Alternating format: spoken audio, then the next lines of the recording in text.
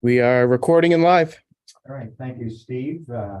Today is Wednesday, the 9th of November, 2022. This is a regular board meeting of the Waterloo Valley Select Board. I am Rich Rita, the chair of the board, and today with us is the vice chair, Margaret Turner, and select board member, Bob Freed. So we have a quorum. I see a number of people here, and would I be correct in thinking that this has to do with the boat shed? Everybody here wants to talk about. That's why the press is here. And the wig wag. Need credentials. The top reporter. The only reporter. And take what you can get, right? Yeah. So we do have it on the agenda under new business, but I'd like to move it up to this at present time as privilege before. Since we have as I said, a number of people who are here to discuss it. You're welcome to stay after the discussion. We have a lot of things to discuss. You might find noise ordinance variance request helpful if you'd like to hear about that and the transfer station project. So you're welcome to stay for all of these other issues, but I understand why you're here. So let's go to that first and get you in and out as soon as practical. So the town manager has provided the select board with 30 some odd emails, I think that we've received on the matter, and there's a bit of a firestorm from what I've been able to read on Facebook having to do with this issue as well. Let me just make a few opening comments and then ask my partners here to if they have anything to say, and then I'll just have folks, whatever you want to say, please feel free to have at it, and then we can respond to your criticisms or observations as the case may be. I noticed a couple of threads in both the written comments and Facebook comments, which are based on incomplete information or incorrect information. But I'd like to allay some of those concerns in the event anybody here specifically wanted to talk about those issues. One had to do with this being a sudden event, that there was little or no thought given to this, and then things kind of go downhill from there. And some of the communication that we got. In fact, the board has discussed this issue twice, on the 21st of September, and then again on the 28th of September. And the 21st is when we took the conditions to conditionally approve purchasing the boat shed and placing it on the beach. And on the 28th, we confirmed that decision once the conditions that we had placed on that approval were satisfied. That is that the rec department chief told us some of the things that we wanted to know before we went ahead with this particular project. These are open meetings. We have been thinking about it, and the videos are there on the town website. You can go to the town website and you can click on a couple buttons and you can scroll through and you see the full video of both those meetings. You want to hear actually what went on in the meetings. The issue came up, and the reason we were discussing it, the issue came up as a result of not being able to make repairs to the gazebo that we had hoped to make during this year, during the summer, basically spring, summer, fall. You may recall that at town meeting this year in March of 2022, the town authorized the select board to spend $15,000 for repairs to the gazebo, which is not owned by the town, on town square. And the repairs were to the area underneath the gazebo storage area, which again, thanks to the generosity of the resort, the town was able to store not the boats, obviously, but the implements, the lifesavers. I don't want to say lifesavers, not PFD. Yeah, the PFDs and the oars and whatever else, pads, whatever else you guys needed to store. Also going on, so that was kind of hanging out there. And the resort got behind in their construction schedule. So that date kept on slipping when we could make those repairs. And then the resort decided that they, or at least considered we're considering to switch out the gazebo that's there now with the gazebo that's behind the convention center, which doesn't have any storage facility at all underneath it. It's just sitting on the ground. So that caused us to be faced with a dilemma, because now not only do we have to do something, not a question of repair, but it could have been a question of building a storage area that would go on underneath this switched out gazebo. And then I think it was, correct me if I'm wrong, Brooke, by early September, you were told by the resort that they just were not going to be able to get to any of the gazebo work at all until earliest next spring. So we were faced with a storing material in a gazebo that was not suitable, and was ruining some of the material equipment. Thank you, that we had there. Also going on at the same time, and I'm trying to give you the quick background here. Also going on at the same time was the fact that, as some of you may know, we're moving this transfer station facility here up to behind the fence because of the new wastewater treatment facility that will be hopefully starting construction on in 2024. But we have to move it in 2023 because of some state regulations. The state came down pretty hard on us for not actually running a proper operation at this point. So we were able to negotiate a date certain where we had to have a new transfer facility that you would access off of Tecumseh Road. And that was going to take away, we hadn't, still working on the plans, but it looked like it was going to take away the area we use to store the boats during the winter. So that's also going on in the background. And so this was the basis of why on the 21st of September, we began to discuss, okay, how are we going to deal with this medium range issue and this more immediate issue of not being able to repair what needed to be repaired. So I just want to make sure everyone understood that this wasn't something that just came up, that actually we have been discussing it and trying to resolve this particular issue. Another thread, so just keep, also along these lines, there were questions about how come there wasn't a hearing of the planning board. Well, the zoning ordinance in the town of Waterville Valley does not apply to the town of Waterville Valley. Okay, so the select board or the superior authority, the town meeting, can decide on the use or the building on property that the town owns without having any approval, having to go through approval or reviewed by the planning board. So that's why there was no planning board participation in this at all. Unlike, say, someone who wants to build a shed on their property, which would require a site plan review or some sort of either minor site plan review or a full site plan review in front of the planning board. So I just wanted to get that point out there as well. If someone wants to come here and in front of us say, how come we didn't go to the planning board? Well, we don't have to. So just make that point simply. And the last thing I'll say before I turn it over to my colleagues, if they have any opening remarks, and I'll let you guys talk, is that what was my last point?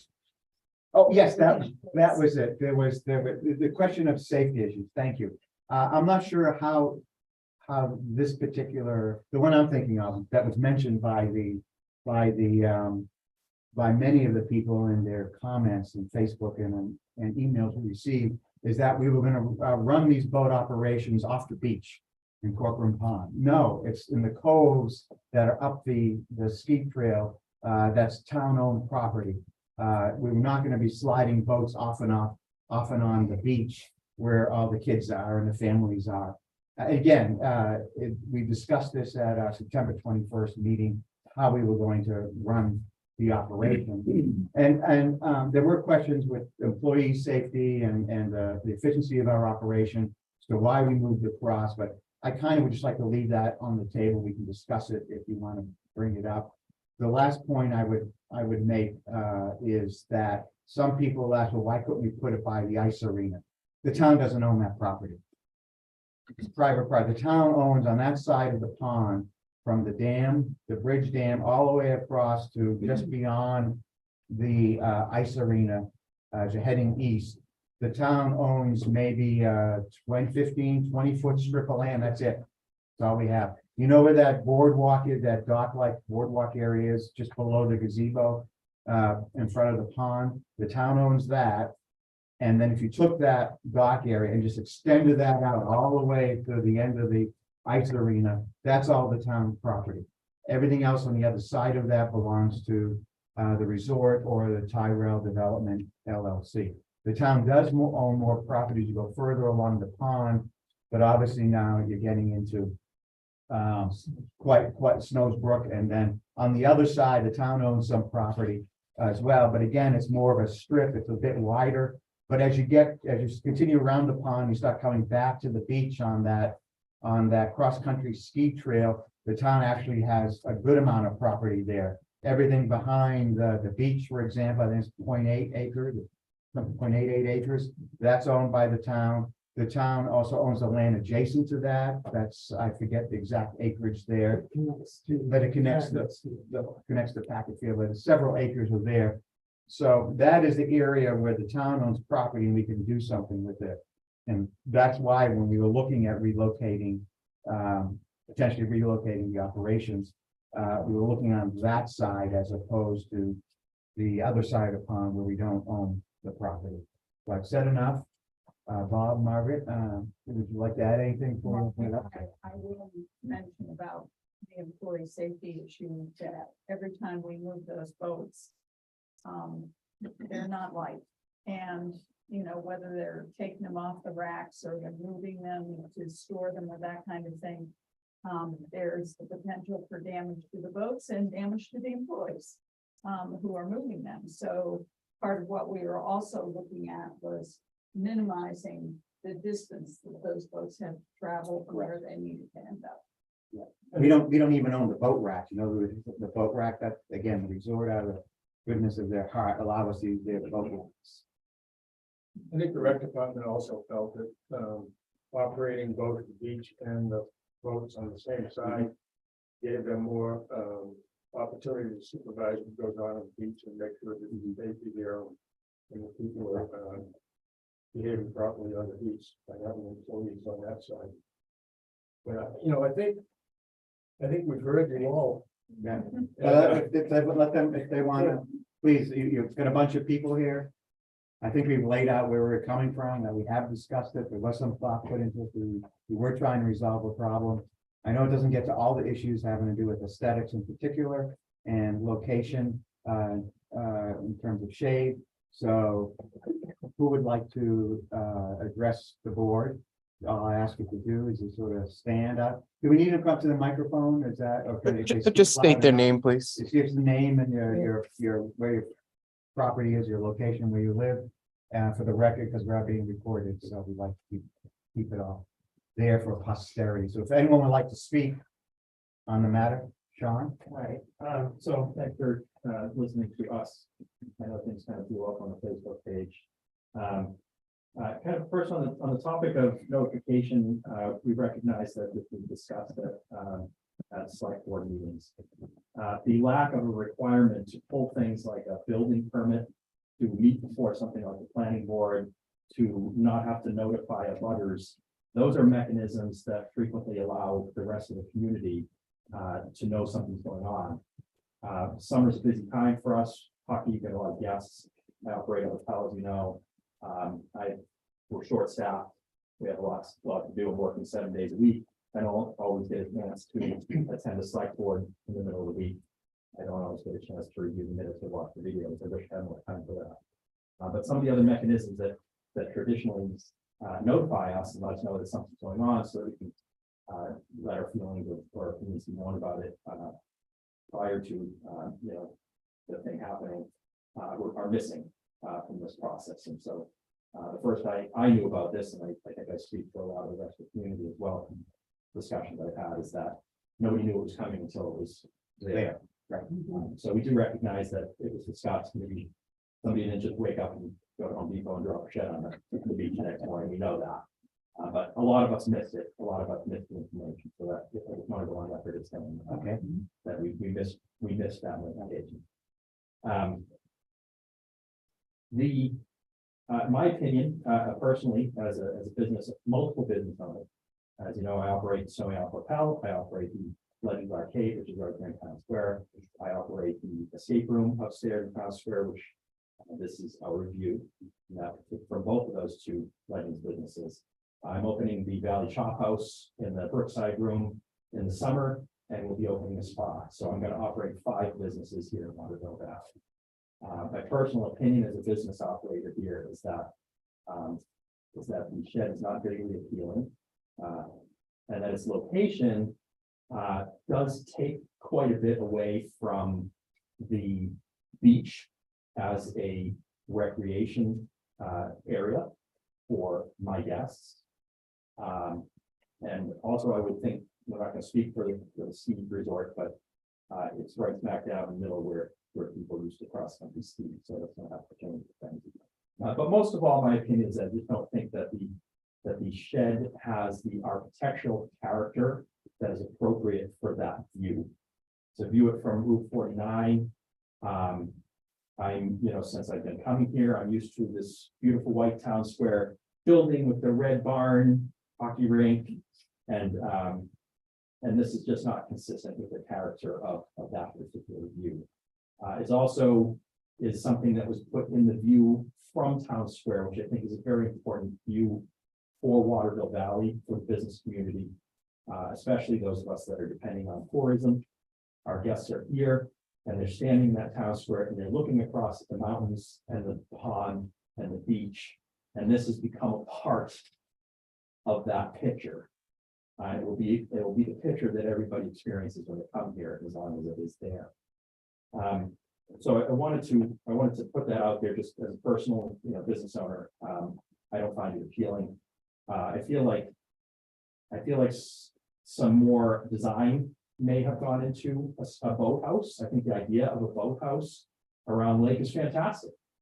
And if you look at boathouses, they're different. It's a shed. There's a shed on the beach. Boathouses tend to have mechanisms inside them for safely handling boats. They have cranes, they have boat storage racks. They're typically located in the water, on the water, on piers. And it would be amazing to be able to have the staff pull a boat into an actual boathouse, hook it up to a winch, and winch it safely without having to use any human strength into storage. That's what a boathouse is. Such a boathouse could also have a dock and a deck on which your staff could sit. I know they do need to sit under an umbrella. It's very sunny and hot out there. They're sitting out in the sun all day. So having a place where they can sit while they're waiting for customers in the shade is fantastic. And having a covered porch as part of this boathouse structure would be amazing. And I think we have access to a lot of great architects in this community that could actually design something that would look really nice over there and would function safely and provide all the storage and all the other things that are needed. So I feel like a lot more could have gone into solving this issue. I also want to put out there some suggestions. I think there are other short-term options for storing stuff. I would like to volunteer the attic of Snowy Owl's garage, which is a huge storage space. I would also volunteer labor to put materials in there for this winter, while the town comes up with a different solution for storage of this. The upstairs in my garage can fit all of your equipment. Some of the lighter boats as well could fit up there, and I have the manpower and the equipment to get it up there. So I would like to offer that to the town if that is something that the town would like. So that's pretty much all I have. I did have, I'm not going to name names. A lot of people come to me and ask and say that they couldn't be here today and that they wanted me to speak to them and let the board know that they did not agree with the location. I'm not going to list the names. There are quite a few, but I just want to also go on record saying number of people that couldn't be here today have asked me to mention that they would like to see this shed moved. So, Thank you. Before you answer, let me just, no, please, I just want to see if anyone else wants to talk before you hear from us again. Anyone else want to make a comment, except for Helen Rita, who's Friday afternoon. That talked to me about this issue. Yes, Helen, would you please stand and? Oh. Yes. Yes. I'm Helen Rita. I had to bite my tongue. I live over at Snows Mountain Road. I have 2 grandchildren. I had my children come up to visit last summer, and we use the beach quite a bit, a lot in fact. I noticed it's not only, I noticed a lot of people sit back there to get away, to get out of the hot sun. So you're taking away their space for, and not only that, these people are on vacation. This is a resort. This is not some sort of, in a town where you can just walk, people come here to get away from it all. We need to have a beach. I mean, that's one of the focal points of this small town. There's one other thing I want to add. I mean, I understand about the property and all this property division between the town and the resort, know all about that. But isn't there any way that we can just work with one another and talk with the people in the resort and say, hey, it would be in their best interest to entertain their guests just as much as everybody else. It just doesn't make any sense how we can't coordinate something as simple as a ugly shed that is in the God works awful, ugliest place, taking away people's enjoyment of their vacation. Another point, and I don't know if you guys are going to agree with this or not, because I did spend a lot of time with the grandkids. The volleyball court is right in front of where kids run in and out of the water there. And I have 2 small babies there. I mean, there is a safety issue with older kids and that volleyball court. And I have a recommendation. There's a lot of places where that volleyball court could go. It could go up by, like where the new playground that we have there, maybe put some sand there and put it there, or someplace other than where there's little small kids with their little buckets and their shovels and what have you. I mean, I think the beach is a place for families. They like to sit out and relax with their children. And with this shed and with that volleyball court, you're taking away a lot of what young families do when they come on vacation. That's Thank all. you. I think all those remarks were extremely perceptive and something that we will certainly take to heart. Thank you. Is anyone else here who would like to? Oh, I'm sorry, I don't have my glasses on, so you guys fight it out among yourselves. Katie Smith, Waterville Valley Resort. To your point on working together, the resort learned that we owned the gazebo at town meeting when you guys brought that warrant article up. So that was the first knowledge that there was an issue with the storage under it. I believe Brooke and your team and our team worked to look at the gazebo as is, as you stated, and we fixed it for the summer, but you're right, we could not get to it this season. We were in the middle of lots of construction projects. Just to kind of go to some of your statements that you made, the conference center gazebo, we would like to actually switch those, and that can have storage underneath it. So just your statement was it can't, but it can. And then, but I really think that there's 2 separate issues which you are pointing to. So the one issue of the gazebo storage for the life preservers, that can be fixed and needs to get on our schedule. Can't do it within a month's notice or a couple months. Your bigger issue about the shed, that's your guys' decision. It's on town property. That's from as a resort standpoint, that's where that is. The boat racks but we don't own the boat racks, which was also something that you said, so. I was understanding that you did. Just the land where. They sit on. Oh, Yeah, we don't own that equipment. Yeah, the racks. The racks that belong to the Mhm. town. Oh, okay, I'm sorry, I was missing. So they're on somebody On, else. on the With permission. report. Plan. Sorry, okay, thank you for that. And then as for placement of the shed, we do have an easement through there, so we just ask that you work with us on the easement. I know that was brought up in passing about the placement of it. We saw the stakes and our understanding was it going a little bit more further back into that lot. We can make it work if that's where it has to stay, but obviously, as a resident, I think that it shouldn't, but that's my resident side. As a resort, that's where we're at. Let me violate the rule that I made here at the beginning and just say that, yes, I did not want to leave the impression that we have not had a good relationship and cooperation with the resort. As well, we're able to run the boat operation there. And yes, we completely understood that the construction timeline here under, it wasn't meant as a criticism, just as an observation that you just were not able to get to where we both had hoped you'd be able to get. So we do value the cooperation from the resort, and we do cooperate as much as possible. There was another hand. Hi, Lori Fernandez, 22 Flat Mountain Road.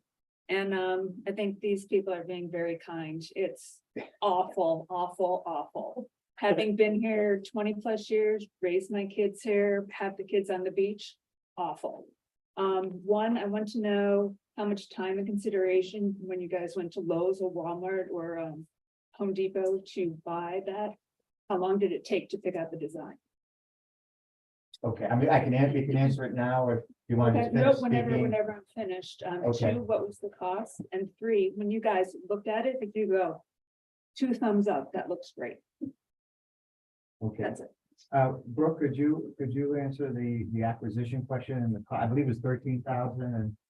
14,000, and it was actually built for us. And the colors were supposed to sort of blend in with the Golden Eagle. It wasn't an off the, It was not, yeah, it was not, it was something that was custom made. and that was one of the conditions, I think, one of the things we were looking at when it was first raised concerning the look. Obviously, there are many people in town who don't think that we got the look correct. So I'll just leave it at. You know, we were also trying to stay within the $15,000 budget that the town approved at the town That's meeting right. last year for the repair of the gazebo. You know, Sean's idea would be great, but I'm guessing it's, we're talking a couple $100,000, maybe $500,000 for what you described, which would be wonderful, but If you hammer a pile of wood. it's, And you know what I can do. Yeah, that's old Waterville. I think, yes, sir. Yeah, either, sir. Yeah, Sean Kiva, Forest Knoll, you know, I don't want to pile on, I don't want to offend anybody either, but I couldn't put it any more thoughtfully than Sean put it. You know, we're not down into the select board meetings as well, although it does sound like a short time frame. And so I think beyond this, we probably might want to consider why we're not subject to the planning board, or why we wouldn't just follow that, out of respect for the community, if there's going to be an impact to the town. it's also a temporary building. I mean, it's sitting on, it's not on a foundation, and, you know, it's movable. It's sitting on the Right, but ground. you know, I mean, there's better, we can move it. there's regulation, law, procedure, and then there's doing the right thing. You know, doing the right thing is involving people when you know it's going to affect some people, and it is a poster that's the deal. I first learned about it on a Facebook thread, and you know, it was inadvertent, frankly. The guy posted it, but I was shocked when I saw it. I was shocked. I'm not an architect, but I was shocked when I saw it. My first thought was, oh, they put that thing on the beach. That's what I thought. I thought they were restaurant, and I thought it was just really unappealing. So you've got a lot of letters. I don't know if maybe you'll share those at some point or read them to folks to get that on the record. I don't refine this, but I'd probably recommend doing that. And then, you know, I love Sean's suggestions. I think you've got a lot of people in town that would love to volunteer time, money, resources, whatever, to help get a more solution. Even if it's temporary. I like the idea of maybe if it's temporary storage for the winter, let's find some way to solve that in the interim, or we maybe do something a little more strategic that, that the town can get behind. And I can think of a lot of people that would love to be able to do that. One concept, Sean, nothing like it. Make it really nice, make it add to the single, maybe make it more functional as well. Thank you, Sean. And I got one person here, Mike, and then I'm good. Daryl Fernandez, 22 Flat Mountain Road. Two observations, and one hits on Sean Keith's point, which is, I believe you stated that there's no requirement for the select board to go through the planning process. But I want to clarify, there's no prohibition to that either, correct? That was a select board decision to not do that. You could have. The zoning ordinance as written states that we are not subject to it. But you still could have gone through the process and leveraged it so that people could have been notified. There are other ways to notify people. I don't think we would go through the planning, and that's something actually that I do want to talk about. Yeah, so Notification, but it No, that's seems not like people are something used to the planning board process. People understand the planning Right. board process. It's I not don't know why something we we would normally create a do. different one. If we have one that works for most of the community. So just an observation. The other observation is I think you're seeing a reaction to this one thing that's a broader fundamental issue, which is there's a set of aesthetic decisions that are happening around the valley. Dumpsters no longer have doors. We decided that there's a penalty if the town team has to open the door and move anything, so people are removing doors off of dumpsters. There's a discussion about whether we want sidewalks anymore, because it's more efficient to plow without sidewalks and maintain without sidewalks. So there's a theme here of the town making decisions about efficiency over aesthetics, and I'm not sure that's the community that your residents are looking for.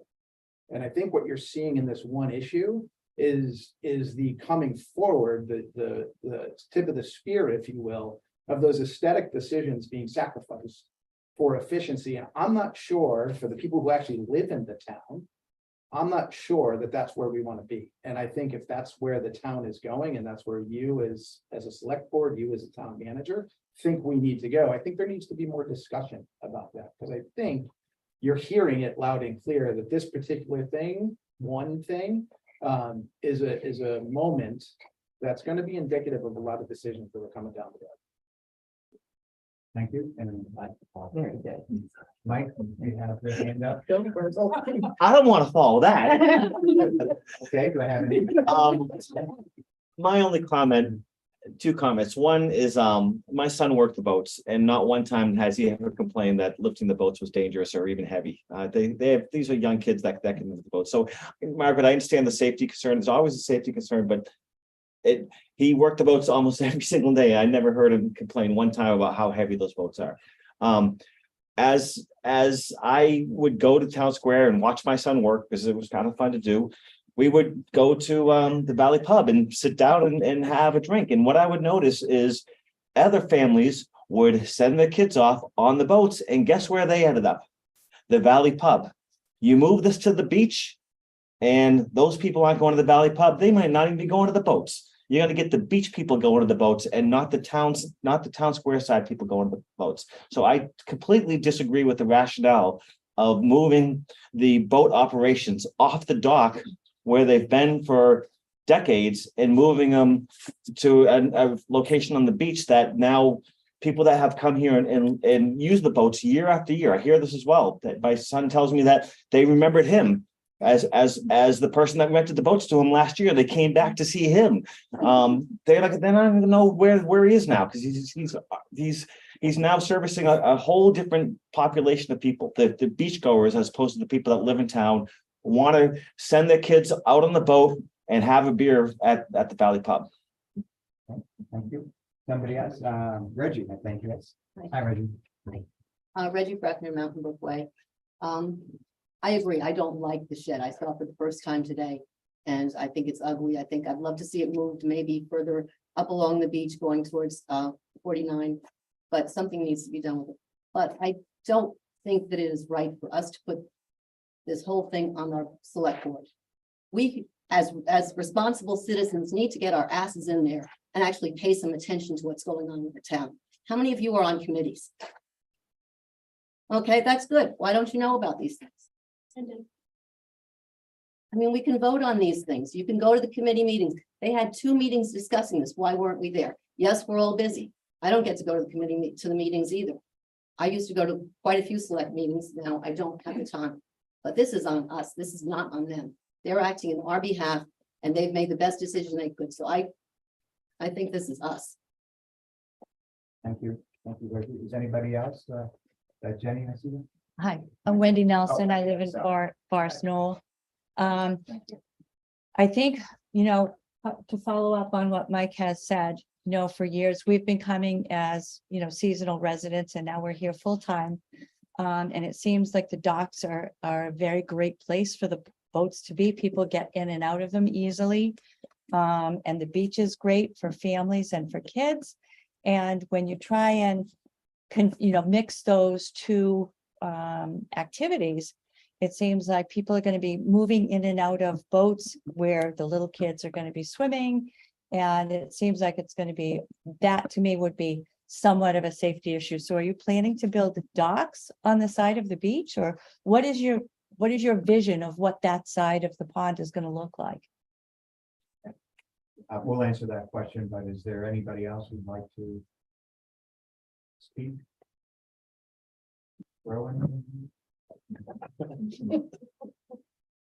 Okay, so why don't we start, keep your hand up. So yes, the docks would be moved. Again, Brooke, would you explain our discussion about that? Yeah, so the floating docks that are used in the summertime off of the main dock that's attached, you see there year round, would now be in that cove where there's a little opening in the cove. If you're facing the water on the beach, it's way over here to the right. There's a little opening and then there's plenty of room for the floating dock to go there, which is where the boats would be during the day. So you know how the pedal boats they live on that floating dock during the summer. They would also live off a floating dock in the summer in the new location. And then the boats would be brought from the shed and put on the pond every day, the ones that we need, and the operation would happen from there. And then they would be put back in the shed during the day, or excuse me, during the night for storage. So the employees would drive the boats into the water? No, they would be carried from the shed onto the dock, and then they're on the water. So they would still be getting into the boats in the same manner in which they were already. Yeah, one of the safety issues that wasn't mentioned is the gazebo, the existing gazebo is lower than an average person's height. So every single time staff has to go in and out of there, they're ducking. We've had lots of, superficial for the most part injuries, but it's just not really an acceptable work environment. So it wasn't, the other problem about the current location of the boats is that it's on a slope. So more accidents do tend to happen on that slope. And yes, I'm sure that people don't complain about it as much, but they've gotten used to it. That's what they're 14-year-old kids, 15-year-old kids that work there. They don't really actually complain a lot. So it's just not, that's one of the problems with the existing operation. So I have a list of some of the issues that were brought up, but let me turn to Bob and Margaret if you wanted to address any of these issues or any other aspect of this. I think everybody has given us a good picture of what their concerns At are. this time, I agree. Bob, is anything you wanted to say? Well, In your defense? I think we've heard what people say, and I think we should go back and reevaluate if we did the right thing, and if we didn't, let's look at alternatives. Okay. That's my opinion. All right, I would just make 2 general comments. I do think, Sean, the very first argument you came up with is a very valid argument, that of notification. And I don't think we should do it through going through the planning board, but it did not occur to any of us, whether the board or staff, that this was the sort of decision that should have been the subject of a public hearing before that meeting, right? That's something that we could do, that we have to be more attentive to the sorts of issues where, hey, this is something that we may get a lot of feedback on. Frankly, I saw it, I won't speak, but I think we all felt the same way. as more of a maintenance / operational issue than anything else. And if we had had a public hearing before that meeting and discussed it, we would perhaps have come to a different decision because people would have been notified what the plan was. So I think your criticism in that respect was indeed on target. And so we do have to be more attentive, trying to understand what should cause us to go to a public hearing ahead of time, rather than just having our normal select board meetings, and it may be on the agenda or may be brought up, and therefore people may not have advance notice and have an opportunity to look at the agenda. Even though, as I said, we did this over a couple of meetings. Two other very quick, I mean, I took a lot of notes. With regard to the dumpsters and the aesthetic, you know, I don't want to go off on a tangent. We've been at it for 45 minutes. It is an issue, and we've tried to address the dumpster issue. I don't think that it's a case of staff convenience that some of the doors are off the dumpsters. In fact, we strengthened our dumpster. I think there were 3 regulations at the last town meeting. We strengthened them. We actually created a list of dumpsters that we want to take a harder look at because of the aesthetics, because you can see them from a public way. So it's not something that we like either. It's just the press of business and other issues that keep us from addressing every single issue at every time. But I think you're right about the dumpsters. There are some that we do need to address. With regard to the overall thing about aesthetics and, you know, getting rid of sidewalks and all, we've had extensive, the getting rid of sidewalks, quote unquote, has to do with the repaving project, where we have discussed this, at the town meeting. And what we're really talking about are pedestrian and bike lanes, painted lanes on the road. So it was our opinion that something like that would actually look quite nice, and it would be, yes, more efficient as far as climate concerned. But again, maybe we don't have the right aesthetics, but I certainly thought that would look better than some of the sidewalk. Like you go down Snows Brook Road now, and you've got the sidewalk that's kind of going like this, and then you've got this grassy area that looks horrible, and then you got the road. And so we were trying to fix things like that. It was supposed to be fixed this year. Unfortunately, because of costs and supply issues, it got pushed back the next year. So hopefully people will like it when they see it, and we won't get the reaction about. Don't let yourself be surprised. Please, Don't let yourself be surprised. okay. It's always a good piece of advice. So if no one else has any other comments, I think the way I'd like to wrap this up, I think we should consider moving the the boat shed. I mean, there is an area just further down the cross-country ski trail that where we store the floating docks, that it could go in there. I know there have been issues. I know that was looked at. There's question of water issues and maybe having to take some trees out and whatnot. It would keep the boat operation on that side, as the rec department is advising. But it would at least get the shed off the beach. But I think we need to look at that. I think we need to just staff it out and make sure we can do that.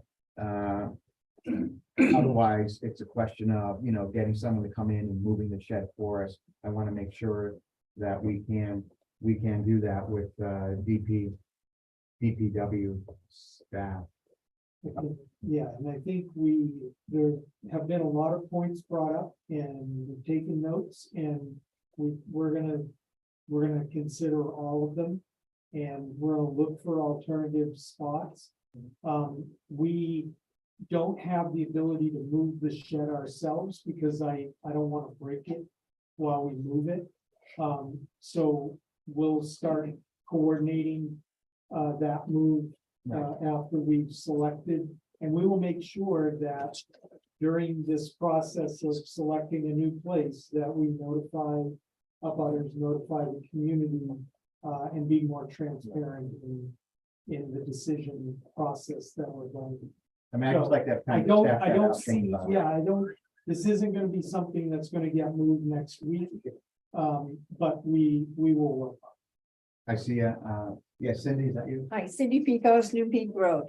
Could I suggest that you put out a sketch of where and how you would propose and send it out first before the meeting so that we all have ideas? Instead of thinking of where things are, we actually see a visual of I where think it that would would be, be and part I of the think public it would hearing. be better for all of I was us. talking about notification. That would be part of a public hearing. Yep. To be attached to the notice. That would be good. Yeah. Thank you. And I'd just like to remind you of the very generous offer that Sean Ward made Okay, of not even using the shed, I have. it. I storing wrote the it down. boats Not gonna forget it. in his place. That's a very generous offer and it should not be off the table. Okay, that's, please. We Mike. purposed the Yeah, shed for, One other thing that occurred to me after reading all those emails and listening to folks is, you know, there were a number of people that said, for one reason or another, why don't you continue to keep it on the other side? And unfortunately, because we don't own the land, it will be a question of getting somebody who has the land on the other side who agreed to allow us to put the shed there, correct? So, Yeah. so that would be another option to consider. We could go to Well, the owner of the land, but You know, yeah, you wouldn't have to use the shed for daytime use. I mean, the shed could be a winter storage, and you could continue to use a system like we currently use again, with I- racks. Yeah. As opposed to putting them in the shed every day. again, I think that's why I'd like to just step back and let's discuss it some more. And consider to try to find a way to move it from where it is while we're trying to discuss, while trying to deal with these other issues that I started with at the very beginning. With regard to storage and safety, and I saw it. Yeah, is that Sean? Yeah, I was just gonna say, you know, if I could just suggest, I think you're saying it, but, you know, a short-term solution if you're gonna move it somewhere temporarily, but, you know, just keep an open mind about, I've heard great suggestions about where the dock functions best, and maybe you guys have already thought through all these things, but it'd be worth exploring that with more brains, if you will, just to get feedback and ideas about where the dock best functions in relation to the town. You know, Sean mentioned, like a boathouse, right? Maybe it's a covered dock or something where you don't have to move it as often as you normally do today. You know, there's a lot of good ideas that came from people that, Absolutely. you know, just need to get plugged in. That's why I think we all wanna think them over a little bit. Yeah, oh, I'm sorry. Sorry, Oh, there you are. I thought just saw wanted it. to add to what, Yeah. pick up on the theme of people. If it were an aesthetically pleasing shed, you probably wouldn't have this uproar, but it's just ugly. And I think when you're talking about moving it slightly up the beach, a little back here or there, it's still gonna be visible, like where those docks are stored now, Right, it's visible. When you put a shed there, you're gonna be able to see it. It's just gonna be 20 feet to the left or the right, depending on which angle. I think that shed needs to be out of town square completely. Winter storage up here in the back, maybe where something like that, and go back and use the racks on the beach. I just think it's just aesthetically ugly to be in town square. all right, Can I As I just said- point out one Yep. thing about that, which I've just heard it a couple times, is the shed was also solving the storage issue of all the other items, not just the boats. Right. So I just want to make sure everyone's remembering that. right, it was gonna be an integral part of the daily operation. Doesn't solve the problem. And that's Right. part of what we need to think about. Yeah. We think about it and then come back at it with the public hearing with the check and so forth. Luckily, it's the end, so we have some time to worry about people looking for shade on the beach. And wherever you move the shed to, put some flower boxes and stuff like that. Make Have it- any volunteers? I'm going to volunteer, yeah, just some. Flower man said, I have an idea. I have some wishing arrows maybe that we could use. Yeah, and a lot of great ideas. Also, please consider that we do worry about the tax rate. And we're gonna be worrying about the tax rate for some time, for some of these things that we need to do. And this was an approved amount that we thought we could resolve a problem. Obviously, we have to do more thinking, so if that's it, is there no one else? I thank you all for coming very much. And please stay tuned. That'd be the best way of putting it, I think. All right, thank you.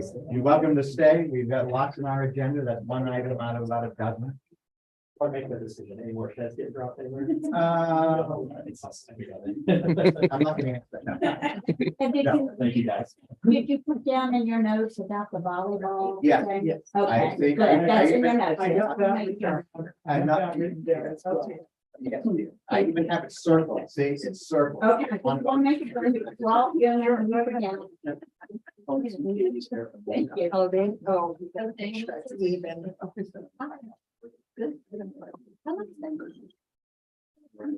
So, let us move along. I believe next topic is financial update. Steve, what do you want to, Questions on it? I did not have any. Bob, you have a question? Okay, calendar review, planning board regular meeting is tomorrow at 8 AM. There's gonna be some interesting zoning amendments that I think they'll be looking at, nothing crazy, but just some update things. Our next, Talk about, just tell the public about the meeting, the veterans. oh, yes, thank you. Yes, please, would you like to? I don't know enough about it. 8:30 tomorrow morning over at the elementary school. It's at 9 o'clock. I'm sorry. 9 yeah, o'clock. 9 o'clock. Over at the elementary school, will be their annual Veterans Day event, recognizing veterans here in the town. They do this every year, 9 o'clock, at the elementary school. Our next regular select board meeting is on the 16th of November at 3 PM. And the ZBA has a variance request that they will be looking at on November 30th at 3 PM. Rich, you want to mention that on the next regular select board meeting, we're gonna be talking about a 60%. Yes, Margaret, would you like to? Thank you for reminding us. There are a series of deadlines that we have to meet with respect to the design on the wastewater treatment plant. And the report out something 60% level is gonna happen at the next select board meeting. Those of you who are concerned about spending $25 to $35 million. Because the decisions made there, or at least the path they go down there for near-term decisions is going to impact that bottom line number. Is that actually a regular select board meeting, or is that a special? Well, it's, Is there anything else? why there's nothing else on So it. it's really just to talk about what our engineering firm is recommending with regard to the building of a new wastewater treatment facility, and that's 60% design report, have the terminology right. Doesn't sound like you're making decisions, but as I understand it, we're making critical decisions at this point. If we're gonna move forward. And in what direction, and we have to do that because we have a hard drop dead startup date for the new plant from the United States government's Environmental Protection Agency, October 2026. So, and we're trying to build this $30 million behemoth by then. So that's going to be the topic. Thank you, Margaret. Okay, new business. Yes, on November 30th at 3 PM. Thank you. Do we know what that's about? I had heard, but It's a request for a variance out on, River Road. I mean, not River Road. West Branch. West Branch, yeah. West Branch. It's an occupancy request of a shed on a property. And it's really, I think a request for dimensional. They don't need to set up. Okay. Thank you. So I see, Can we do 5C, D, E, and F? you want to get all out, so we'll keep Joe waiting We then. didn't do department head updates We, today. we left it There's a off few hours. because of the busy schedule, but if you'd like to ask any department head any questions. Just wanted to make sure. I have a report, one important one, but. Oh, please. So the field work is scheduled to happen next week, on Packard Field. So on the days that they're here, it's gonna have to be closed. So we'll post some time, but it's going to be aerated and, top dressed and seeded and, that's gonna all be happening between two different companies, one with materials, one with the services. So that will be happening next week. I just want to make sure everyone was aware it would be closing Packard Field down today. Doesn't that help with the drain? This is all in our effort that we had talked about to put more into maintaining Packard Field, and it was discovered through the soil testing that there's actually pretty thick thatch happening on the field. So if we really need to address this going forward to ultimately help the draining, but it's not going to happen in one use or one topical, application. It's going to be over the course of the next few years, doing this consistently and keeping it in the operating budget. So It should make it more. it's going to even it, Will help. yeah. Yes, What we're doing is part of the operating budget. It's in- yes. Yeah, we can. Operating budget, which is what the voters actually, where they wanted us to put it. Presume coordinated with users like the school and others. Right now, there's no users such as the soccer team, Right. but I will, give them notice because the kids are mostly the users, right? So. Yeah. I can coordinate also with Sharon to put a notice out to the town email list. Katie, did I see you? I just want to know what days, We don't have the exact days yet, but I'll let you guys know. It was just Yeah. kind of coming together today, actually, coordinating these two companies, so Okay. I'll let you know. All right, well then let's roll through the other new business, Green Peak Development Sign Permit Application. I saw it. You have. It. Yeah, it's the same. same look, even in the location, they're just changing the advertising to the back changing- for. That was cool. Yeah, I was fine with it, I just want to say for the record that it was done by Bobby Schwartz. Yeah. Yeah. Schwartz. Yeah. I just want that. to be- Yeah. Thank you. Very good. All right, so it's good with code enforcement officer, it's good with the town manager, I'm fine with it. Select board's fine with it, so do you have something? for us? Motion to sign, authorize me to sign the form.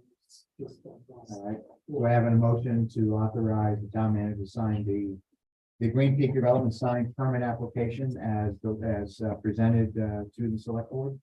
All in favor? Aye. Second. Oh, I'm sorry. Second, all in favor? Aye. Okay. Zoning amendment regarding sign. Yeah, just in case you wanted to update the one, what you're.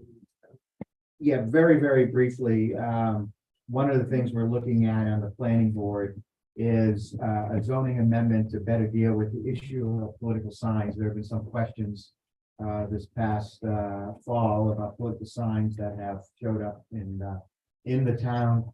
There are some pretty heavy restrictions on what we can and can't do with regard to political signs. I think in the past, we used to just ban them pretty much straight up, but we can no longer do that. They are considered temporary signs, so if we ban political signs, we have to ban all temporary signs. So obviously, we don't want to do that. So there is a fix. We'll be discussing it tomorrow. I drafted some language for the planning board to consider, which basically will exempt political signs from the zoning ordinance, as other towns have done, and relies on state statute RSA 664-17 and 664:2 with the definition. And we will follow basically the state statute with regard to the treatment of political signs on private and public property roughly during the election season. So that's what we're going to discuss. If it was Planning me, board. I'd ban political signs. And I just. Take it to court. Yeah, and I'd let somebody take us to court, they can't do it. They can't do it. That's what I would do. I think if we start to see a bunch of them around town, I think the next election, they're gonna be a hell of a lot more. Well, in 24 potentially. So those signs actually that we saw at the entrance at intersection of Triple I and Valley and 49, that is on state right of way. So we would have, even if we were able to successfully ban political signs, Those would still be- though we could, that's the state, we could not do anything with regard to those. those signs, but What people say here, what do you think? Back to my aesthetic point. yes. I don't think following the state standard is gonna be aesthetically pleasing in our small. I would be in them. Yeah, I'm with you, Bob. Well, this issue has been mooted at the Supreme Court of the United States. And at that level, it was made pretty clear. the I'd rather decision- ban temporary signs for a month. Well, all right, thank you. Thank you. Yeah, Cindy. Short-term, So they're on state property right now, correct? State right of way. Right away. Yeah. So we can't touch them. No, state law prohibits you. So they'll Penalty. stay there and rot until the No. paper. State statute, But there are some in town too, yeah, that aren't on state land. if they're on private property, but the state statute requires those signs to be removed by the second Friday after the Okay, election. so there is a limitation. There is a limitation. That's handled by the state. And that's Yeah. what we're saying. Right, that's what I understand. The issue that we have with temporary, with all signs, whether they're temporary or permanent, is we no longer can read a sign. Okay? You cannot legislate the content or limit content of a sign. So you can't differentiate between political signs and any other temporary sign. So that is that's what was adjudicated at the Supreme Court. They said you have to treat them all the same. That's why Rich says you have to treat them. That's why our current ordinance limits temporary signs differently for different types of property. But it doesn't address the message. Okay, and there were some parts of that decision that said you can't legislate political expression. So you can't prohibit someone from putting up a political sign On their And that's private what- property. on their private property, and that's what we're struggling with. So we've got to, this is just the first step. He's gonna introduce language, it's gonna get public hearings and a vote. And At town meeting. It's a So, zoning amendment, it's so the town meeting, It'll but come up at town meeting. I can say that a number of towns are doing what I am recommending we do, which is piggyback on the state. Because of the political and legal thicket that this issue is, but I hear Bob's concern. I am an instrument of the select board on the planning board, so Margaret, how would you like to proceed here? I really think that people on their own private property should be able to express their views, whether it's political or happy Halloween or Merry Christmas or whatever. Is a, is a temporary measure. Okay. So. So I will go forward with advancing it to the I don't planning think board. people should say Merry Christmas. Okay. So again, there's still a long process here with regard to the planning board. You're welcome to join us at 8 o'clock tomorrow morning to speak out against the matter, or later on, obviously, at town meeting. That was the zoning amendment regarding the signs, the abatement, Yeah, the conservation parcel that the town purchased with a water company. We didn't change the code in the state, so tax bills were generated after the town purchased it. So just rather an than oversight. add to the tax rate to pay taxes, we'll just Abate it this year and then it and then gets corrected. it's already been corrected. All right, do you have I an do. abatement sign? And we're talking like $100 and Yeah, not talking $150. $50 or something.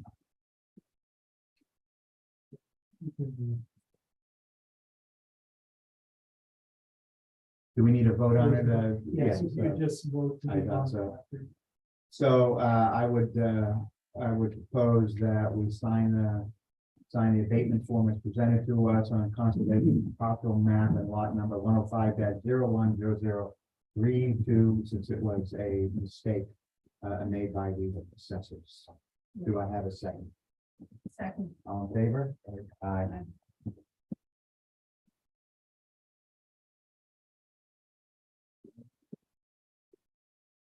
See, we also have the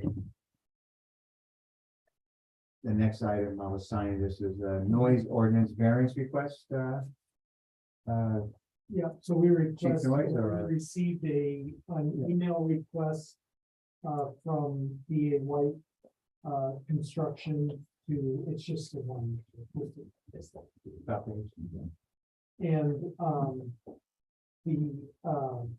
the request was to work on Friday, November 11th, which is a federal holiday, and by our ordinance would be subject to the holiday work restrictions of our residents.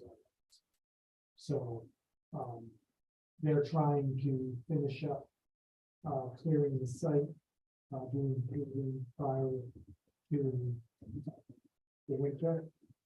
So I think they have paving scheduled for they next. do have paving. So they would like to scheduled for button next this up. week. I think it's next week. And they're talking about doing within the allowed, if it was not a holiday, That's right. it would It will be within the eight AM 8 to a.m. 7 PM, I think is when they're allowed, Yeah. although it gets down They to get like down. 4:30, so, But he just needs the extra time. right, I think we. I think had a holiday is 9. Isn't it? 9 AM. I believe Saturday is, Saturdays, it's 9. Holidays, federal holidays. It's. Oh, that's right, you don't even- That's what he's It's requesting. prohibited, so we would treat it as a normal work day, Workday. But I just have one other question. please. Is it gonna be that bang, bang, bang, bang, bang stone crusher thing? No. I'm fine. Thank you. Good, okay, I'm good. then I'll go ahead and make a motion to grant the noise ordinance variance request from Dana White Company to work on Veterans Day during what the normal hours would be for Friday from 8 AM to 7 PM. Second. And I have a vote, please, all in favor? Aye. And if it's bang, bang, bang, you go talk to him. Yeah, that thing was horrible. All right, do we want to go back, or do we just want to quickly run through the old business and get it out of the way? So we have a couple people hanging on. I mean, Dylan's here, oh, you're gonna be here anyway for We don't have anything on the system. okay, and then Dylan, you're gonna be here for the Yeah. water crossing and transfer station, so, okay, so. Joe, hello, Joe, hi. come on down, All right. tell us the good news. Good news is you're gonna get a new wastewater. We're gonna be given one? I want to know the rest of it. Yeah, and we gonna be given one? I didn't say it was Christmas, no. Art, did you? Okay. Yep. Together. Thank you.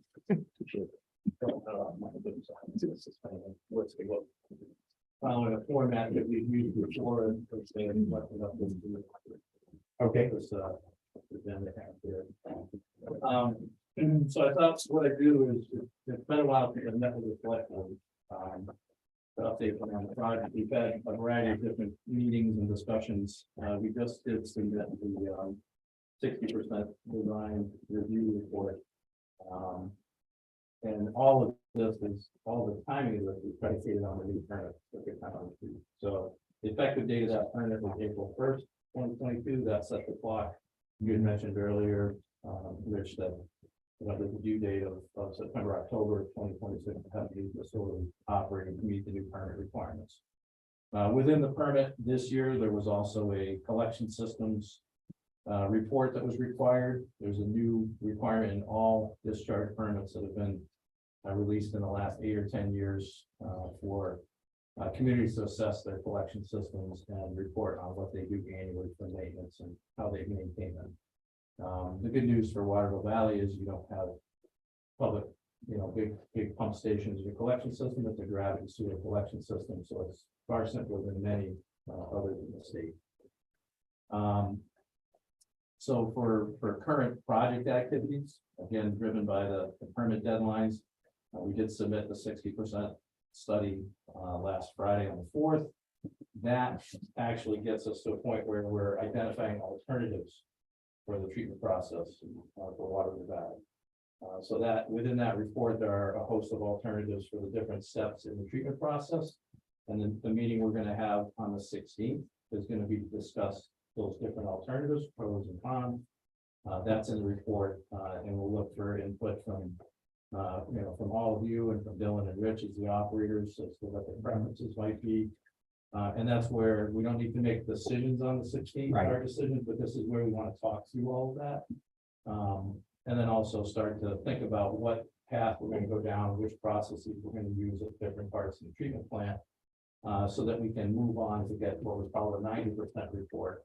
And that's where we take a recommended set of alternatives and advance that so we can more clearly define what the different steps are with different. For 2023 and For anticipate 2023. start of construction. Yep, and 2023, we'll get into design and then construction in 2024. So the process is on track. Within the permit, I put a box, which we've done this for every other meeting as well, with the select board. We have kind of a project schedule, and I put in blue where we're at today. I did put the 90% review meeting, I put the February, because I think with the timing of deciding what the alternatives are that we're going to go forward with, we're going to need time to package that 90% report. But the goal there is to have a final preliminary engineering report by the end of March next year. But we would have pricing before the February. Yes. Well, once we know the report. Yeah. No, that's. But when we choose the different alternatives, we can package those alternatives into a cost summary. So that you'll have a number. But when that be? That's depends on how quickly we can come to some consensus on the alternative. So we should have something, I would think, a dollar amount by the end of December. What's our deadline for the? That was what we had requested as For town meeting 14 March. To be able to have to be able to have the warrant article. public hearings and Yeah, so the timing of that will come up with the the final cost once we package all the different alternatives of the recommended project. I did want to also mention that as what we've packaged today in the 60% report, we're looking at two core treatment processes, what we call the secondary process. And one of them is a sequencing batch reactor, SBR plant. We toured a plant like that in Whitefield to see what that looks like. And then there's another treatment process called the membrane bioreactor process. That's one that is an alternative. It is a technically viable alternative. It's not one that's been really well accepted by New Hampshire DES. They have one other facility with that technology in the state. It has some advantages for the permit levels that Waterville Valley has, but I think it would be an uphill battle to get that approved. But it is a viable technical alternative to the SBRs. And both of those are what we call activated sludge treatment. And that's different than the treatment process that's here today. The lagoon treatment plant that you have today is a secondary treatment process. It's a slow rate process, followed by what is essentially a drinking water treatment plant, a very advanced, for its day, 1974, process to polish the effluent. There are much newer technologies, different technologies available to polish the wastewater to the levels needed to meet the new permit.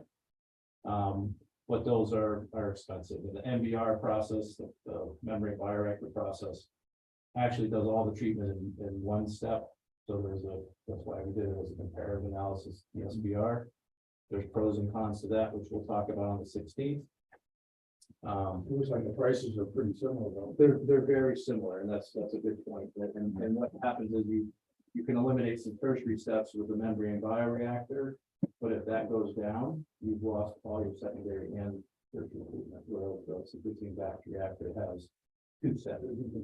It's a secondary and a tertiary process that are separated. One follows the other.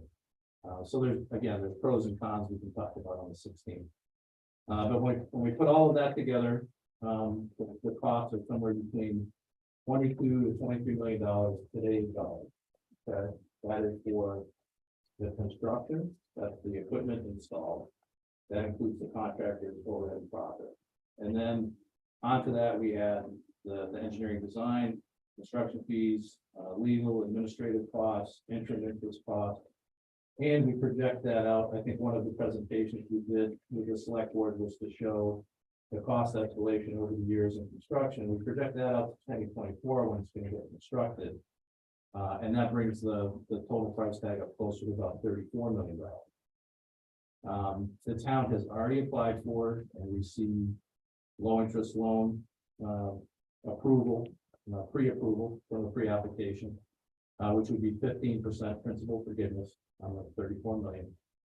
There is also a state aid grant program. Once the project is constructed, that state aid grant kicks in, that's a 20% grant. So out of the 34 million, we can take out 35% of that. And so that town's payback is closer to 23 million. We are also about to embark on looking at other grant funds. Our goal is to try to get another 10% grant through different avenues other than the state. To see if we can't bring that price tag down some more. The foundation thing, Not sure I understand that. you know, just the foundations that want to protect the environment. I don't know of any offhand. I've never pursued that and knowing that to be the case. So where would the additional grant money? There are other programs. There's Northern Borders, which will pay for certain elements of infrastructure upgrade. There's Economic Development Association, EDA, which has grant money for infrastructure. Because the town, there is a growth plan at the ski area. It's a proposed growth and development in town center. That would open the door to some economic development administration grant funds. And those can be for sewer infrastructure, wastewater treatment facility infrastructure, the water infrastructure. So those are areas we haven't pursued. The USDA, we did look at USDA funding, which was used for some water work a decade ago. The town demographic has changed, the median household income has changed. So the town is no longer eligible for USDA grant funds, only for long funds. So, And the loan doesn't, they're not paying any of that. It's 100%. right, there is no grant, They give us the loan. Yeah. But there's no assistance. right, there's no grant or loan to give this on the USDA. So we have looked at some of the more traditional ones. But EDA and Northern Borders are two that we haven't pursued with this particular project. And once we get a defined project to know what path we're going down, then I think it's time to pursue those, because they like a more clearly defined project that would require a report to justify. the project. That program where you lock in the current level of development and taxes, and then you get it's an acronym, a 4-letter acronym that you can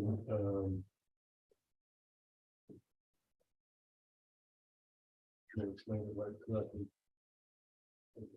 And then it is well. You need a tip, but that's for private development, where we as a town would be giving benefits. Right. Yeah, that's not for us to get any additional monies from the states or the state. Right. The EDA avenue is something that could provide a few $1 million towards a plant, towards a project. I think the Northern Borders is a viable application. I think it's going to be a small amount, maybe $500,000. But at this point, we're trying to get that bonded number as low as we can. So. And there are other, I attended a session last Thursday with DBS. There are other grants available for energy efficiency, climate resiliency, sustainability. And these could be $100,000 grants, $250,000 grants, $500,000 grants that could go toward elements of the project. If we demonstrate certain energy efficiency levels and The thing we're gonna, equipment operation. yeah, the thing we're gonna struggle with, I mean, CDBG or USDA would be very large amounts of money, but we don't qualify because they're for low moderate income Right. communities. And we're not in that category, so we don't get considered that. So we'll continue to pursue, other avenues for additional grant funding, as the project takes shape, we're gonna know what it is we're gonna be, putting into the project, and then we can look for those opportunities for, for smaller grants here and there, and maybe for a larger EDA grant. We understand there's more than likely gonna be some growth and development in the community in the next 5 years. So that's where we're at on the funding side. And Mark, I think you ran some. Well, and there's one other thing on your funding, the numbers that you're looking at under alternate 1 and alternate 2 and the increase. Those do not include, there's a totally separate project. Right. That is required if we build the SBR,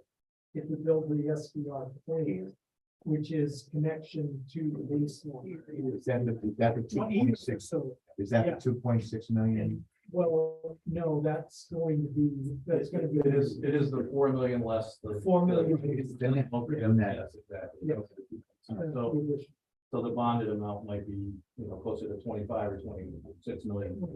But I think we'll find, some of the grant dollars to help defray that cost.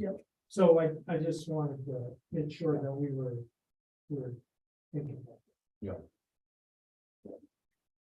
So, I'm not sure everyone who's tuned in or here understands what the issue is with respect to connecting up the baseline.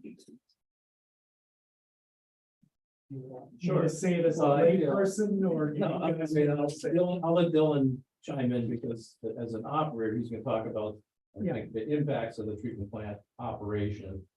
And then from a future growth and perspective and, what's, we're trying to look at the infrastructure here that, 50-year timeline. We've got about 50 years out of the treatment plant you have. Right. The line that's in there today is not gonna serve the future needs the way it is today. And, I think there's other growth and development for the workforce out and everything on the other side of the river. Now there needs to be a way to connect that. So if you would mind, Dylan, commenting on the operational side, from your perspective. So the largest issue with the line that's coming out from the base lodge is it's fed from the base lodge septic tank.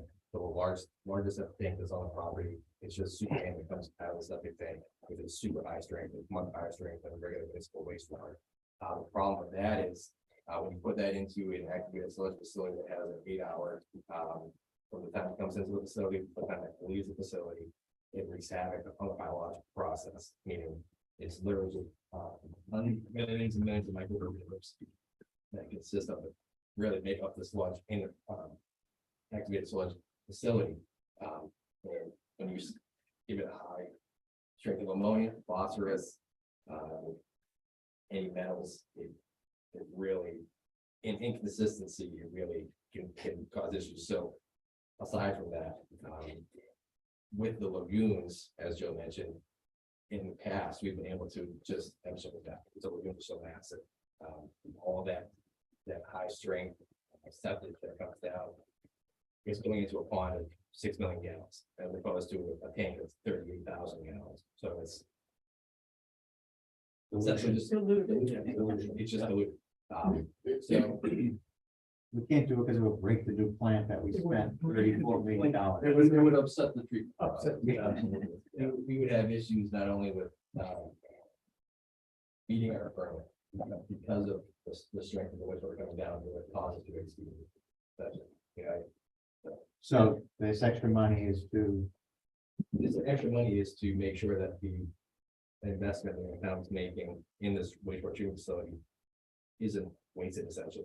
If brings it into a different place within the plant, we can control. it changes it also mirrors essentially what would happen rather than take this septic tank effluent or, filtrate that comes through. You'd be taking raw wastewater into the plant as you do now, right? So all the collection system pipes that are underground bring, whatever's flushed from toilets, showers, dishwashers, washing, all that comes into the treatment plant now. It has a certain strength to it, which is very manageable for a treatment process. So by converting what is now basically just a liquid pressure pipe to take this septic tank effluent, to put that back together, reconstruct it as a gravity sewer, would take all of the wastewater from the ski area as it comes in today from the rest of the town. So it would just be conventional raw wastewater coming in. Significantly decreases the biological load on the treatment process. That also, the other thing it does is if at some point the Forest Service, the ski area of the town, they first collaboration, get workforce housing built on the other side of the river, it allows that to be tied in as well. It's not a pressure pipe anymore, it's not a liquid stream from septic tank, it's now a conventional gravity sewer, which is how all the other properties in town have been added on to tie into the collection system. So it affords that opportunity down the road. This is the executive summary we just got. Yeah, I mean, The yes, 16th, we'll sit and and it's really, spend the day talking about the. well, a good amount. It feels- It's spent as much time as needed. There's a lot of information in that report that I could discuss. The other thing we As did, I said, we'll spend the day. the other thing we did put on this, just, and again, trying to be consistent with the format that we've used in the past for updates to the select. And I did, Mark, put in your important dates, which you had provided, which I think is good. There's public notice for budget hearings and the hearing itself and the final proposed budget adoption, select board regular meeting, town meeting. Those are just listed here as, those are important dates that we need to make sure we have a final number to go forward with well before that. So that end of December, first week of January timeframe, so we're gonna have that number for you on a recommended project. The ski area sewer we just talked about briefly. The state and federal funding, I mentioned we are going to look into some other avenues to get more grant money for the town to try to defray the cost of the payback. So can I just add one thing? Sure. There's the other compounding issue with the sewer line through the base lodge is that the town owns that sewer line. So that is why the town's taking that on, responsibility towards that. It's our one. Yeah, thank you, Val. That was a very important part of that. We all knew, but I didn't bring it, so thank you for that. The other item on the back of the sheet, though, that I did want to bring up and make sure I didn't pass over, the existing plant operation. There's a bulleted summary of things that have been done in the last really 12 to 18 months now, Dylan, I think. In collaboration with Dylan and Rich and Brad previously at the plant, there's been a number of things that have been done to keep the old plant going.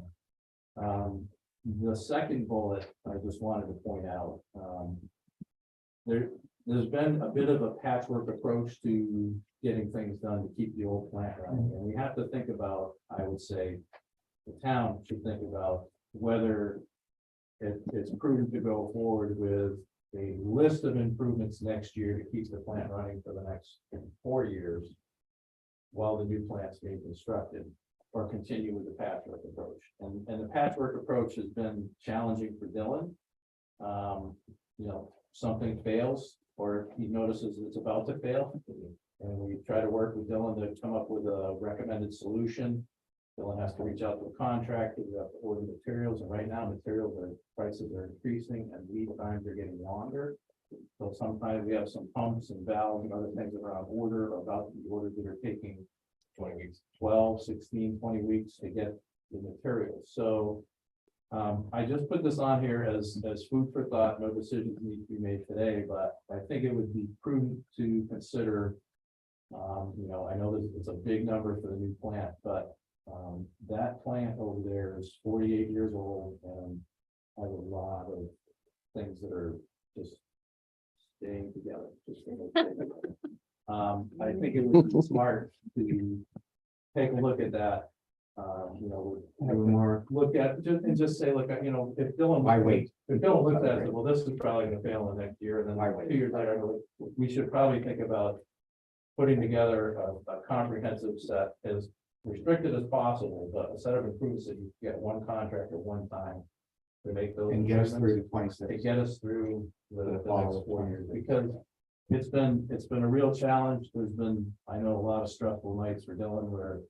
You know, something's leaking, a valve's not shutting, or, you know, a pump just failed and you're scrambling to get. To keep things going, you know, get over the hump so we can get something replaced, and. This isn't, we're not in the market we were in 5 years ago, where a lot of times you could chase around with some phone calls and vendors and you could find something that could get shipped from here to there and here in 3 Like days. that on a lot of issues. It's, you know, pipe prices are up 40%, lead times are. I just looked at an email from one of my colleagues that, you know, the lead time on PVC pressure pipe right now is. Undetermined, because the manufacturers are. PVC pipe are focusing on the most common sizes and materials that are in demand. They're not even manufacturing the PVC pressure pipe. Even getting a company, like, to come and do the work, because they're shorthanded or the schedule. Yeah, there's a lot of supply chain constraints and labor constraints, as you mentioned, Rich, that I just feel like this piecemeal approach is gonna be, and there's gonna be a point where we can't solve the problem, or we can't get something in time, and or the plant's gonna violate. And, So how long to put together that list? I think that's just something to, I think Kirsten's gonna be here on the 16th, Dylan, for the presentation. I think maybe we go through the plant with you, spend an hour or two going through the plant. You and I, we kind of have a running list of things. But, you know, ammonia tanks, you know, we run around 3, 4, 5 different scenarios there, but we haven't done anything about it. Carbon columns, you know, it's another one that's a challenge. So I think we need to prioritize how many of what, you know, and put a package together and get it sent to another contractor to just say, what would it take to get this done? Would we add that to the? No, we already have. I only have some of the 5 that we. I mean, we would look at how much this list, what we would estimate it would cost. If we needed to. We could add it to We can the. add it on, but we can utilize any of the money that we've been authorized. Right. with, Right, to I see, do okay. this work. Yeah, and I would say too, there's, you know, we, in discussions with Dylan too, we just recommended a pump for one application that can be reused in the new plant. So it's not a throwaway item, so we will look at those things as well. There's, you know, chemical storage tanks or feed pumps or other things that could be reused in the new plant. When you buy them, they're not, you know, it's not sunk cost. That won't be the case with everything. But I think that would take some, because a new plant, once things start in construction. You know, Dylan and Rich are gonna be busy keeping the old plant running and paying attention to what's going on in the new plant, so that they can know the new plant as it's being built. It's gonna put a pretty significant demand on the time. I just feel like it would be prudent to make sure that the old plant is gonna be sustainable for another 3 to 4 years. It's in pretty tough shape. If anybody wants to see it. Tours every Wednesday. Some things are working great. I mean, it's still not a good effort with the, you know, with the operators who've got doing a great job, but it's. I think it's bought 40 years ago without a lot of maintenance. And Joe, just to add in case I might have missed this, but obviously a significant expense to this project would be the decommissioning of the current plant. I don't know if you wanted to lead into that at all. Yeah, Give them a quick thank you for bringing that up, Yeah. Steve. Yeah, so in the estimate, the worksheets that you have, there is a decommissioning cost to the old plant. It's about $5 million. And that's because you gotta take all of the old material out of the plant and scrap that. You've got to decommission lagoons, which means removing the aeration system, the biological soil capacity handled in a certain way for disposal. Recreating, filling in the lagoons, it's a significant cost. That is the one item I would say, Steve, where we might have a little bit of flexibility in how we approach the decommissioning. We did some sludge testing earlier Actually, last fall, we took the samples, we got the test results, I think, in January of this year. The sludge is it's fairly clean by standards of a municipal wastewater facility. And there's been some discussions back and forth with the state of New Hampshire residuals, the DES wastewater engineering bureau residuals management group, about actually using that sludge as a soil amendment. So when you refill, graded lagoons, you can use it as a topsoil, blend it into the soil and stabilize it and use it as a topsoil. So there may be some flexibility in that decommissioning. That's the one item, Steve, thank you for bringing that up. So it's the one item I see that we might be able to make a dent in. But it's a significant cost, and there have been a number of wastewater facility upgrade projects that have gone forward to build a new plant and delay the decommissioning because of that cost. We've put the cost in. Whitefield was like that, wasn't it? Whitefield, yes. They still have That's exactly right. Yeah, Yeah. thank you for bringing that up. They still have the lagoons. I think they just got a $3 or $3.5 million appropriation. Another role of this one to do the decommissioning on the lagoons. So it's a significant cost for sure.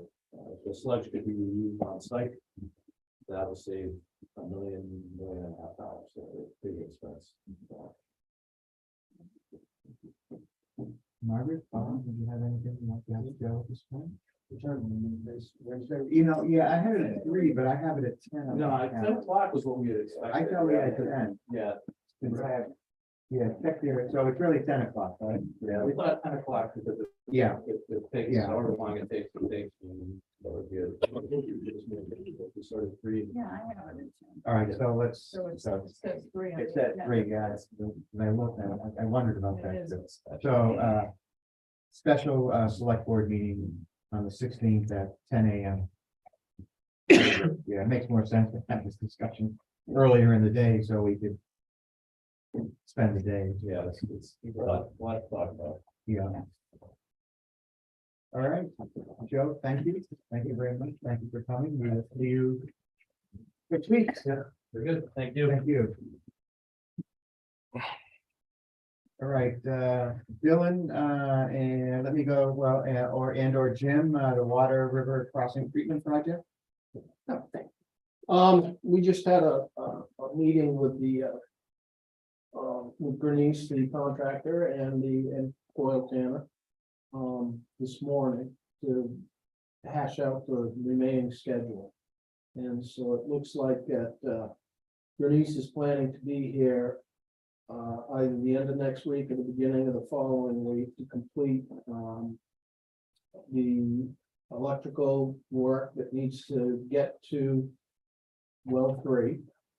And they are planning on right after that, having Smith Pump here to get the pump turned and ready to go.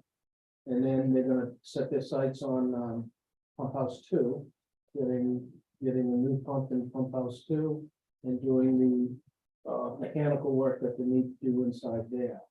The renovations, the contractor for the renovations is supposed to be here on Monday and get that place demoed and re-insulated, new roof and everything else.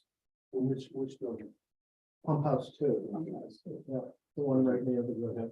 The demolition is in what, one, right? Well house. And then there is a demolition, a total demolition of Pump House 1, which is yet to be scheduled. He's going to get back to us on the schedule of that. So things are moving along and hopefully. And the fence. And the fence, we discussed the fence, he owes us a phone call back. The contractor does, because he was he had to get in contact with his subcontractor to schedule it, but they know that they've got to get the fence done and get it up. So, It'll get cold eventually. yes, it will, but they've got, they don't hand dig them, they just come in with an auger and so. I think the plan was to get them in the fall or the week after, the renovations are done at the pump house too, so it should be. So it makes sense, the last thing. Yeah, part of it is, not to get you off here, but part of it is because the fence runs right behind the building, composting. in between the river and the building. So if we put the fence up, the contractor can't do all the work he has on the backside of the building. So the whole thing gonna get done in this year. Except for the Yeah. area. Yes, Except for the- except, yeah, we have drop dead date of the end of December. For substantial, Can't get it before. we've modified it to not full completion, but substantial completion because of the generator. And that's like next May or something. Right, well, Yeah. yeah, still, it hasn't moved up, we know that. So, but, Everything done and. the other outstanding, work is, of course, control work. Mhm. And most of the hardware and everything for any of the status equipment and all that kind of stuff is pretty much on hand.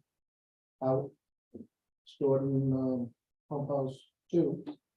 And so he's supposed to schedule A&D to come in and install and reprogram, get everything going.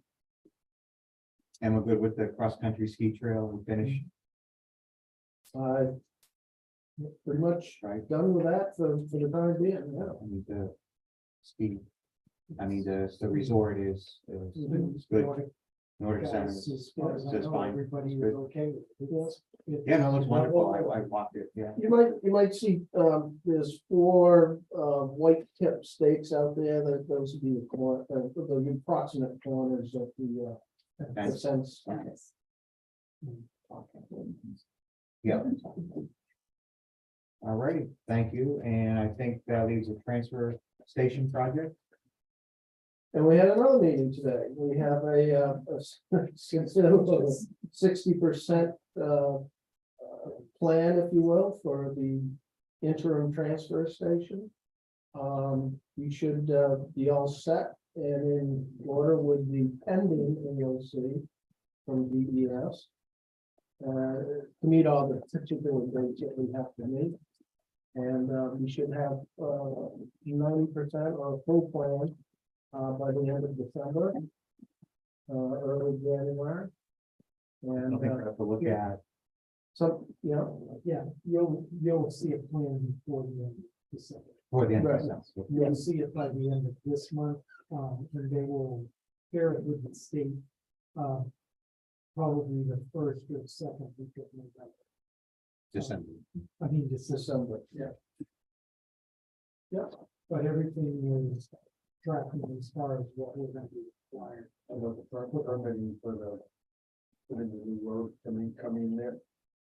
That It was a is- wetlands permit, it's in process with DES, we have not received the permit yet. No, but it's been submitted. And so we're still looking for a late fall next year. But we'll see on the interim transfer station. Yeah. Should be For in IoT, operation. Initial operation. Yeah. But we'll see the other side. And again, I know a lot of people haven't been following this all the way along, but the interim transfer station is going to be a facility that is fenced in, has hours and is staffed. So it's going to be a big change for single family homeowners. We're no longer going to be able to come 24 hours a day and put our trash in dumpsters and that type of thing, but that is what DES is requiring us to do in order to be in compliance. And they have given us the ability to maintain our current dumpster area down here until we get this completed next year, but we are on a deadline to get it Well, completed. Under an AOC Yeah, under administrative administrative consent. or consent by the state. Right, and this will also include some kind of residential sticker program to make the whole thing work operational. Right. So it's gonna be a big change, again, mostly for single family homeowners and visitors who are just up here using a condo for the weekend. The dumpsters will still be out around town. For the association. Does anybody have anything else? That's the end. I have board concerns and directives and correspondence. Any other correspondence? I didn't, there was no other correspondence. Yeah, any from the public have any comment at this point? I do. The Yes, chapel committee was supposed to be on the topic of I conversation talked to today. Birdie, did she not get out to the rest of the committee? They're circulating a petition. Yep, we have it signed with more than 25 names and we're Okay. told to come to the meeting today. so Oh, okay, I'm- if you, do you have it with you? I don't have to, we need to present it today. You can if you don't need to. Okay. It's just the decision was to have it done by petition because of the vote. Process.